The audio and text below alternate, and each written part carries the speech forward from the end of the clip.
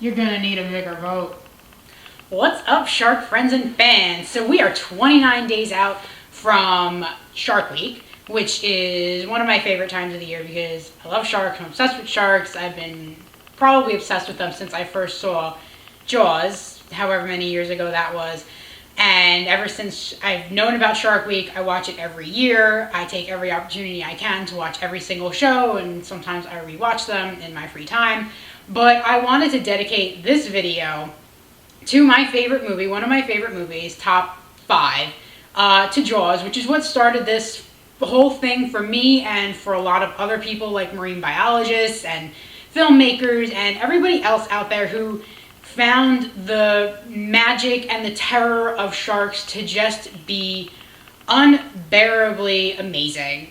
And the fact that Jaws kind of set the standard for every movie that came after it. It set the standard for marketing and advertising and the summer blockbuster. This shark is annoying to hold. What a summer blockbuster is supposed to be. It literally made people afraid to go in the water, which isn't necessarily different from past movies, because when movies first came out, there were times when people fainted in the theaters and they had to run out because special effects and stuff were just so different and so scary and so real for people because it was something they had never seen before. But Jaws kind of redid it to the point where even after you left the theater, you were still afraid.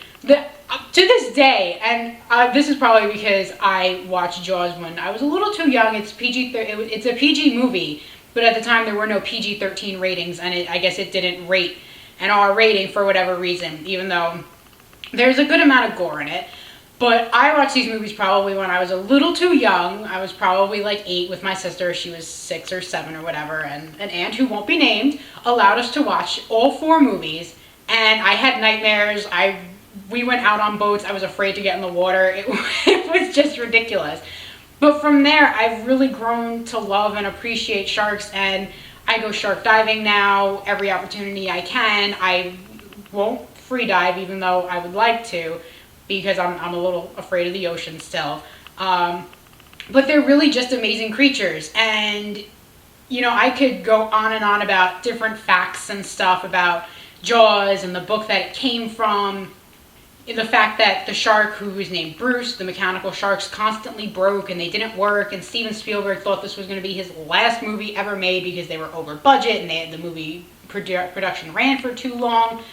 But but you can find that stuff anywhere on the internet. Like a quick Google search, like best 25 facts of Jaws will give you that. This is more just for me to talk about why I love this movie. And I don't think it's necessarily that different from maybe some other more recent movies that have come out, but it just does everything so well. You don't see the shark for a good majority of the movie, which partially because the shark was broken for most of the movie, but it really lends to the suspense of it, kind of like how Alien does that really, really well. You kind of get glimpses of it. You get a dead body here and there. You get like this total fear from the characters because they don't know what they're dealing with. And then all of a sudden, there's that scene where you really get to see the shark for the first time after you've seen it in the opening scene where it drags the woman back and forth. And you get that scene with Chief Brody when he's chumming the water, which is what I kind of did in the very beginning of this video, and the shark comes out and they really get to see it for the first time. You know, you build up to that point and you don't even get any clues from the music or anything that this is about to happen. You're just like, okay, Chief Brody's like aggravated because Quint is making him chum the water and he thinks it's disgusting. And Jaws just comes out and it's there. And I was reading that people actually screamed and threw their popcorn up in the air. I've never seen a movie where people threw their popcorn up in the air because that was so scary. But that must have been something else to really see that. And, you know, there's just so many other things in Jaws that are iconic.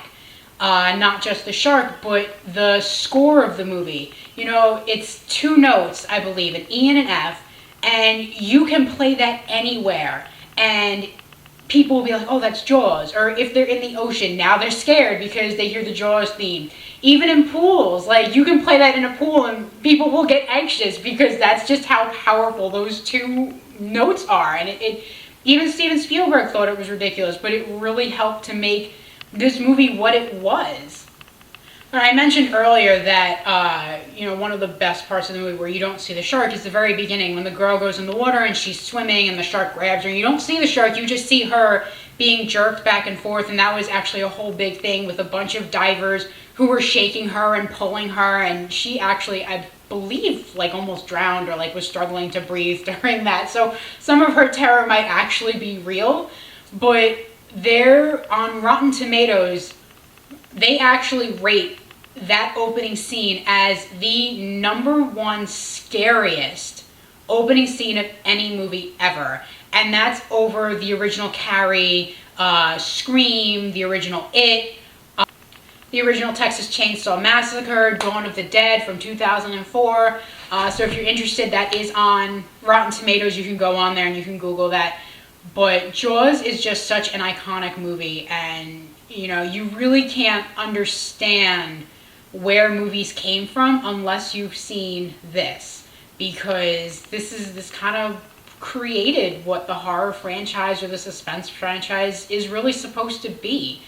And even though there's all these good things about this movie, and it is one of my favorite movies, and it made people afraid to go in the water and stuff, it also kind of had a really bad backlash against sharks, which is an unfortunate thing. There's every year millions of sharks are killed, either in sport fishing or for shark fin soup, or just because maybe it's accidental, they happen to get caught up in a long line or something. But after this movie, there was actually a really big thing where people were going out and just killing sharks for no reason, just because they were afraid. And this actually really upset Peter Benchley, because when he wrote the book and when he allowed the book to be made into a movie, his object wasn't to get people afraid of sharks. He didn't want this to happen. And he actually made he put a lot of effort into shark conservation after this movie. And he actually has a website that talks about it, and him and his wife kind of, I guess, essentially went on tour to talk about, sharks really aren't that bad. You're more likely to be killed by a cow or struck by lightning or have a vending machine fall on you than you are to really get attacked by a shark. And the only reason why we hear so much about it is because, and the only reason why we hear about shark attacks so much is because they're sensationalist. This big predator came and attacked somebody and there's a lot of blood and people die and things like that. But in the grand scheme of things, people kill more sharks than sharks kill people in a single day, nonetheless. So I think that's just an important thing to note, that it's important to go into shark conservation, especially because that was something that Peter Benchley felt was really important. So as far as movies go, this is definitely one of the best movies ever made. And that's not just in my opinion, that's according to other critics and film websites and stuff like that. So it's not just me. If you haven't seen Jaws, you should definitely go see it. There are 3 sequels. The second one's really the only one that's worth seeing. The Jaws 3D is definitely not a movie you should see. And Jaws 4 was kind of alright, but there is the infamous roaring shark in that, and that's kind of not good either. So that's it for today. That's enough of me, I guess, talking about Jaws, even though I could keep going on and on and on and just talking about like the differences between the movie and the book and just trivia and things like that. And I could just keep going on, but I won't. I'll leave some links down below to Peter Benchley's website and some other shark conservation stuff, because it's really important to keep our apex pelagic predators in the oceans where they belong, and not on lines or plates and stuff like that. So I hope you guys enjoyed listening to me ramble. I hope you check in with Shark Week on July 22nd of this year on the Discovery Channel. Hopefully they don't have any weird gimmicks like they have the past 2 years with Megalodon and Phelps racing a shark. But I'm excited. I hope you're excited. And have a great day, guys. Bye. Bye, everybody.